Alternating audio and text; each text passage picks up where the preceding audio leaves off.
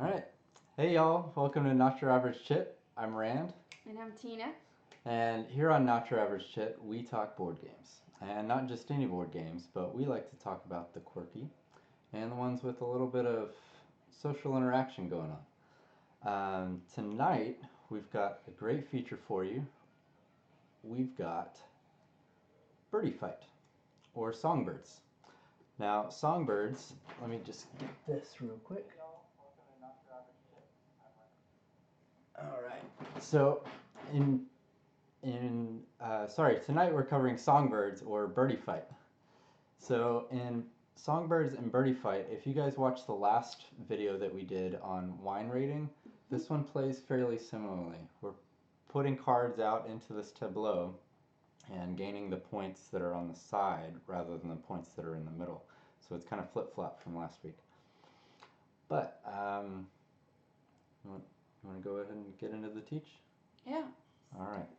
I need a reminder because I only played it once and that was like a year ago. Okay.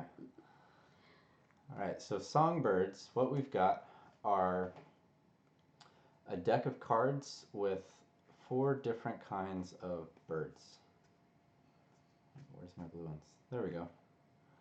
So we've got red birds, white birds, green birds, and blue birds. And the art on these is absolutely incredible. I don't know if you guys can see this. They're really gorgeous cards. And so what we're trying to do with these 4 birds is try and have them fight for dominance in their rows or columns. So you can see that the board's divided up into rows. Here we have 5, and then columns. We also have 5. Okay. At the beginning of the game, we'll flip over these chits, and they each have a different point value on the other side. Okay. So on our turn, what we're going to be doing is playing cards out into the field. When the game starts, there's going to be 1 card in the middle. We make sure to mix up all these point chips, set them out into 5 rows and 5 columns. Then we shuffle up, and the first card that comes out goes into the middle, and the rest are dealt to the players. In a 2-player game, one of the cards is not going to get dealt, and it goes off to the side. There's some other cards in the game that I'll explain a little bit later based on whether you're playing with 3 or 4. 3-player game is going to play pretty much the same. A 4-player game introduces another card called a crow card, and I'll show you guys that later. There's also another card in the game called the owl. We won't be playing with the owl tonight, and I'll explain that after we play. All right? So on your turn, you're able to play cards into these rows or columns. Now you see that I'm placing adjacent to cards that are already on the board. So for example, I can't place in this corner because it doesn't have anything adjacent to it. Okay. All right. Then, let me just fill out this row real quick. All right, so at the end of the game, we're gonna assess the entire board. We're gonna fill up this entire board, and then when it's filled, we're only gonna have 1 card left in our hand. Right? But when the board is completely filled, we'll look at the rows and the columns, and the dominant bird in each one of those is going to score. Okay, so the dominant bird is scored by looking at the number in the corner for each of the colors of birds. So here, blue has a total of 6, green has a total of 1, red has a total of 6, and white has a total of 13. Okay, so white would go ahead and take that one. Now, if, for example, we had something like this, now what we have is blue with 6, green with 5, white with 6, and red with 6. So what happens here is that the 6s are all fighting for dominance so much that they wipe each other out, and then the green is actually the one that takes the points for that row. So you can play a little strategically and play even numbers, like get the birds even with each other if you like, and that actually helps you if you have very small dominance in that row.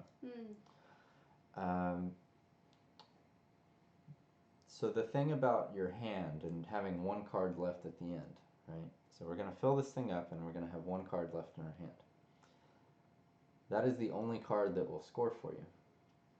So you may be rooting for one bird at the beginning of the game, but then shift your allegiance in the middle of the game, and then you're left with some bird in your hand that maybe you planned for, or maybe you didn't. And that's the thing that I really like about this game, is that kind of shifting allegiances through the game. But you never really know who anybody is going for. Yeah. All right. So as birds score, you can see these two cards up here. These are actually the scoring cards. There's the red, the white, the green, and the blue. And the score chips will just go up there as they score at the end of the game. So it's just, play a card. That's all you do on your turn. Nothing more. So our starting bird is a 3 green, and we'll deal this out.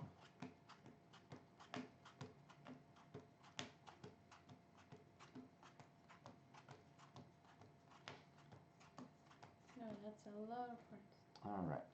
So there you are. An alto piece. I'll just go ahead and get these situated, and then I'll show you guys at home what's going on.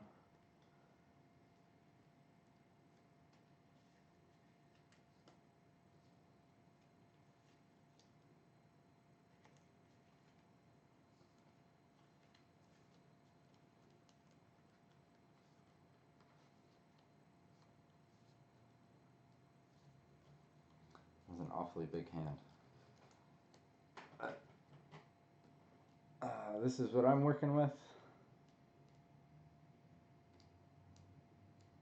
Starting with blue, then red, blue, then green, then one little red card, and then the whites. Yep.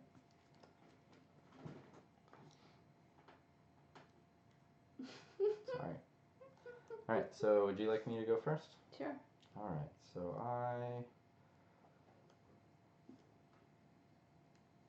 I'm going to play this kind of open-mouthed to kind of talk about how I play. The way that I play may not be the right way to play, but we'll see. Alright, so I feel like I can control this color, so I'm going to go ahead and... Oh, we need to flip these over so we know what we're playing for. That would help.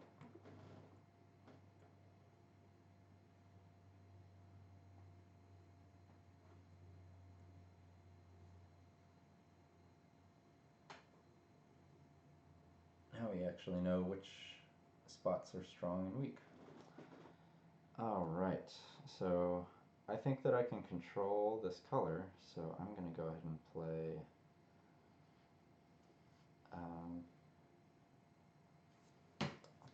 this here. I don't want to play a high one because this one's only worth 5, but I want to make sure that I am maintaining some degree of control because this is a high point column.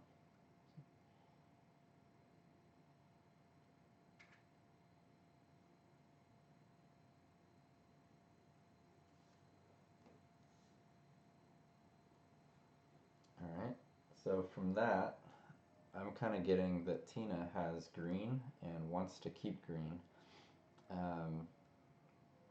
because she's playing green into this middle row, but we'll see how things play out.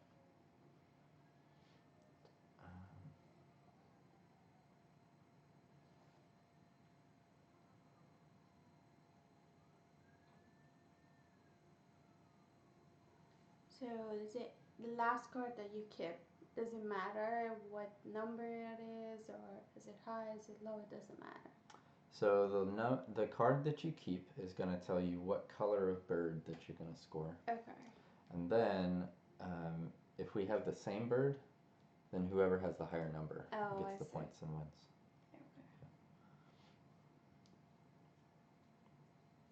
Okay. Alright, So let's go ahead and drop.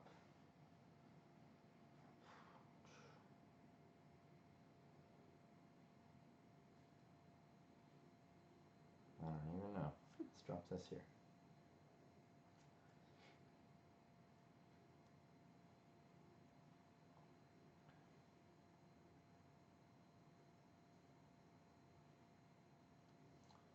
So even though I have a lot of cards in my hand of a certain color, we'll play it here for the 6.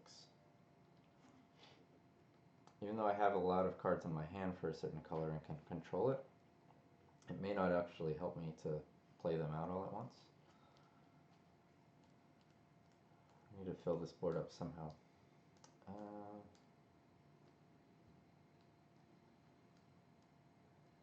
Making this go the wrong way. Let's do this.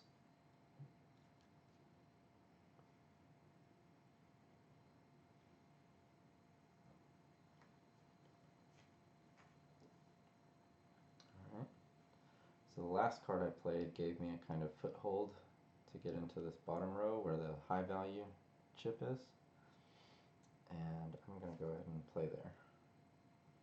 It's a 5.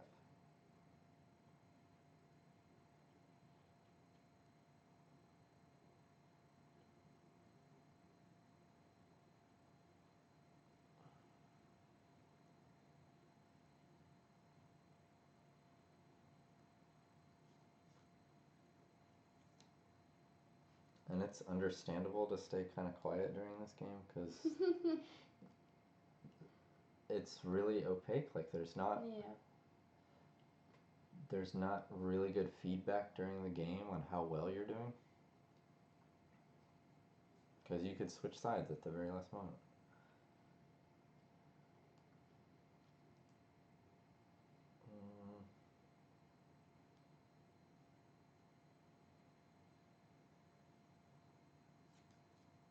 Let's do that.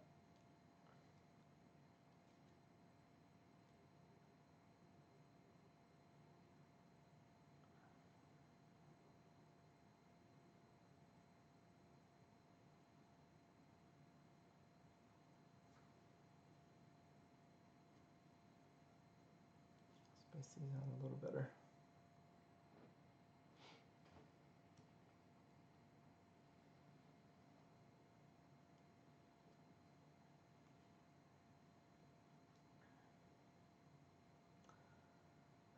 Right.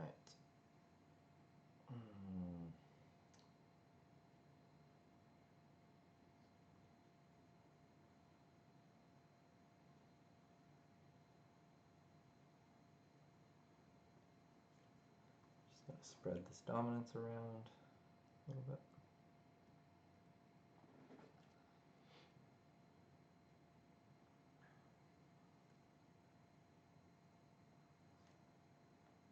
Oop. Won't be getting that row with anything other than red. Red is a claim that row.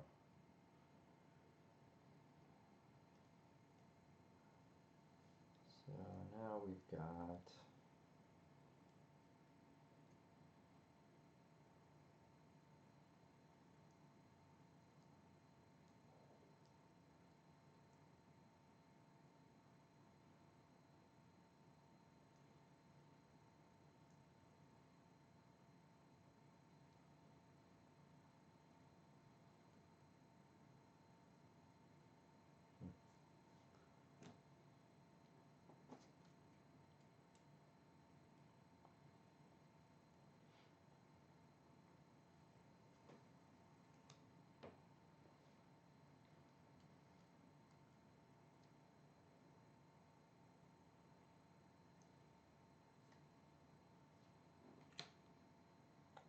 white has a lock on this row.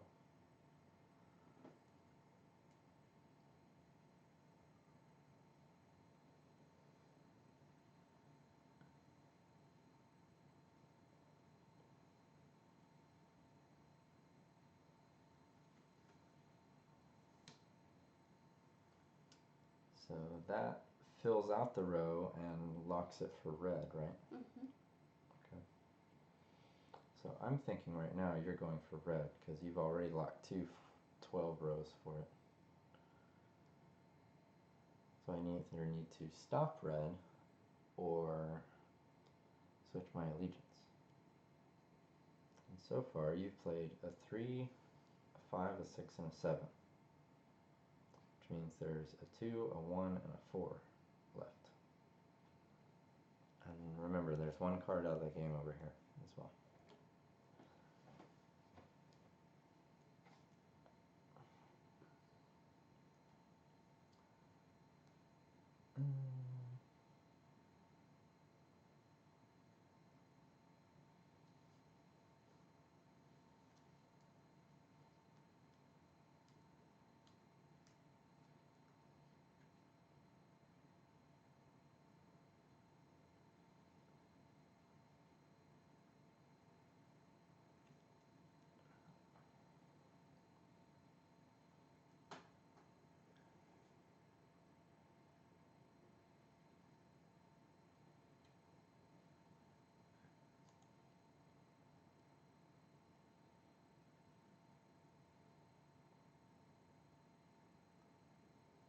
So this game was my kind of lunchtime game last year.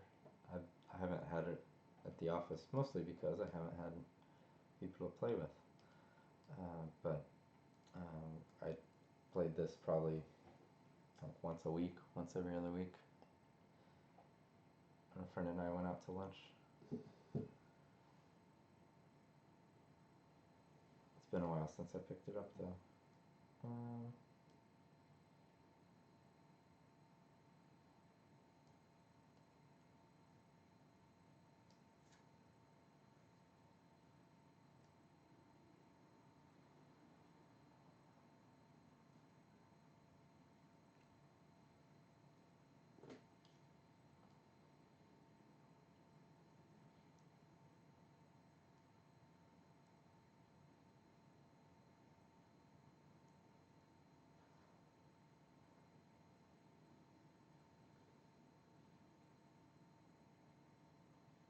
And it's great as a lunchtime game because you can just carry it almost in your pocket. I mean, this is the size of the box.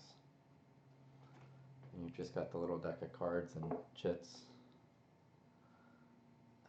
I mean, you're going to need a little bit of table space. This is probably like 18 inches by 2 feet, so not a ton. Oh boy. What are you doing? What are you doing?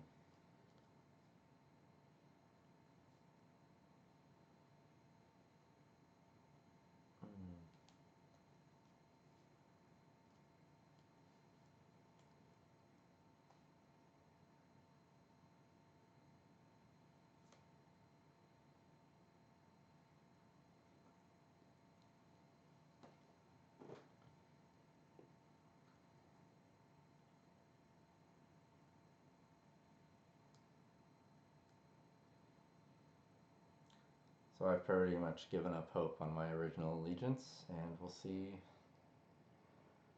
how things shake out.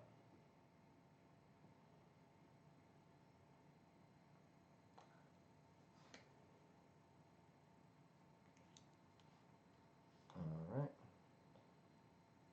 So you have 2 cards left.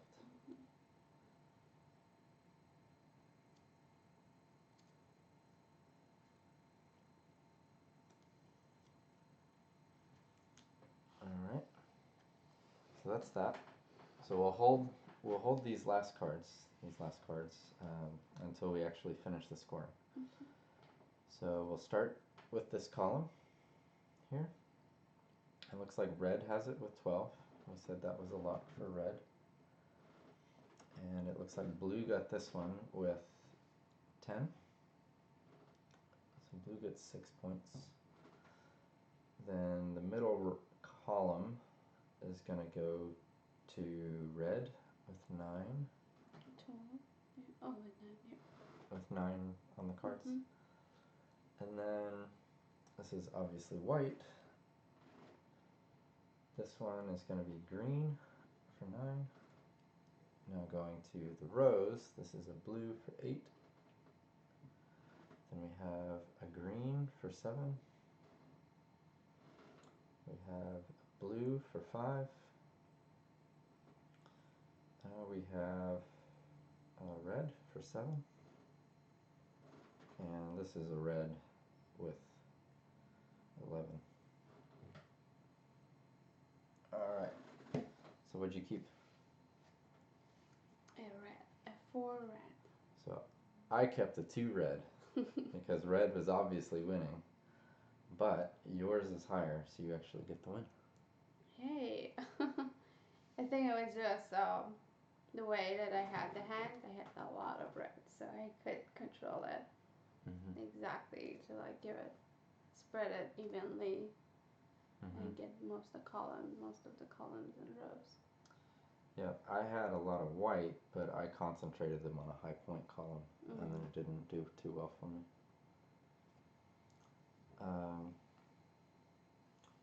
So, this is your second time playing this, right? So what do you think? Well, the first time it was a 4-player game, and it was harder to control the rows and columns because you don't know what everyone's going for. It's just much harder. But right now I think it was just a little bit easier, but also still you don't know because you don't know what's the cards out.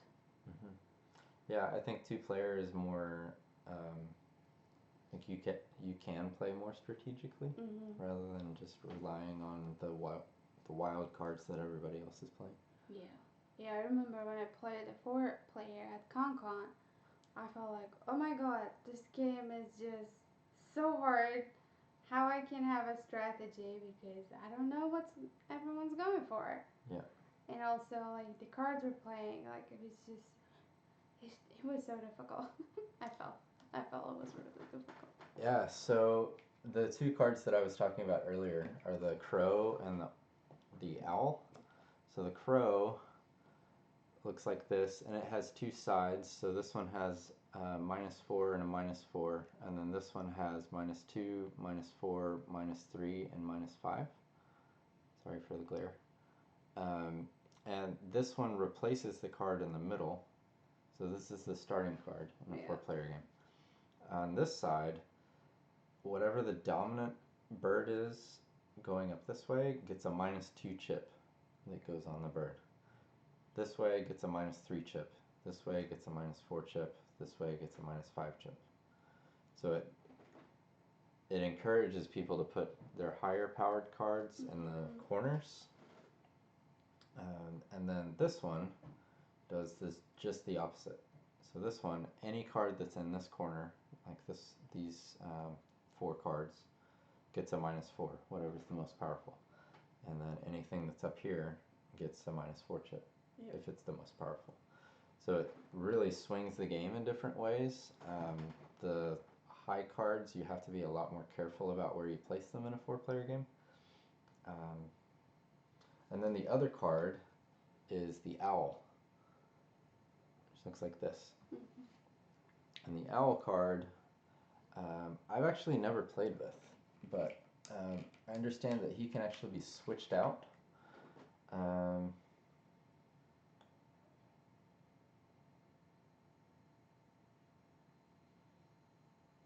Yep, so the owl, you can keep it in your hand. If you keep it in your hand at the end of the game, it's going to be worth 0 points. If you play it during the game, you get to pick up a songbird. The owl takes its place, and the owl is just kind of a 0, and then you can move the bird anywhere that you like. It also means that an extra card is going to be on the sideboard, taken out of the game, but it adds another element of kind of chance to it. So when you replace it with another card, what happens to the other card? Oh, you don't actually replace the other card. You put it in a blank spot. Oh, okay. But you have to follow the same rules as before. Wow. That's why it's much harder. Yeah. And I'm not I mean, I read the owl card and I wasn't really a fan of it. I like stuff that's more strategic and less swingy, and that just adds stuff that's more swingy to me. So how do you think this compares to wine rigging? Uh, I think we compared it a little bit last time too. Wine rating is more like controlled. You know what's going on a little bit, and somehow you don't know what's going on with all the cards in the middle being face down. But I don't know if I compare this with the wine rating two player with Songbird two player. I think both can be like very similar. But when it comes to like four player Songbirds, it's I think it's different. Yeah, I think that wine rating is probably a stronger game for just plain strategy. I mean, you can just read your hands. Um, you know exactly what you're giving away. You're usually giving away your junk, and then you're going to get stuff from other people. And then you see what's going on the board. The only thing is that you have those four hidden cards, like you talked about. But it feels a lot more controlled. I think that you have more kind of agency around what wineries you're taking control of, and where you're going to score those points. Where the points are already out there, and you're just kind of fighting for them. Yeah. So you're not creating the points or diminishing the points in any way. You're just fighting for the points that are out there. But then you might even change your allegiance in this game. So yeah, I do think that this game has the interesting part about the last card staying in your hand. Yeah. That you can actually switch your allegiance. Where in wine rating, once you've got your kind of control chits on the side on those wine estates, then yeah, you're pretty much there. Yeah. But, so that is Songbirds, and I didn't say this earlier, but this was designed by Yuo, and originally published in Japan by Kocchiya, and then it was picked up in Korea and Taiwan by Homo Sapiens Lab. And that's actually the version that I have is from Homo Sapiens. It's a bilingual version from Homo Sapiens Lab and Jolly Thinkers. And it's been picked up in the US by Daily Magic Games. So you can actually get this one pretty easily in the US. They did a Kickstarter earlier this year, and they should be selling it direct through their website. I haven't looked it up because I already have a copy. So sorry for not doing the research for you. And as always, if you're looking for quirky games, check out Nice Game Shop. They're a really good shop in Berlin that has a lot of imports from Japan and Korea. And you can find a link down in the description below. But thanks for joining us. I'm Rand, and I'm Tina. And we'll see you next time, guys. I'm Not Your Average Chit. Good night.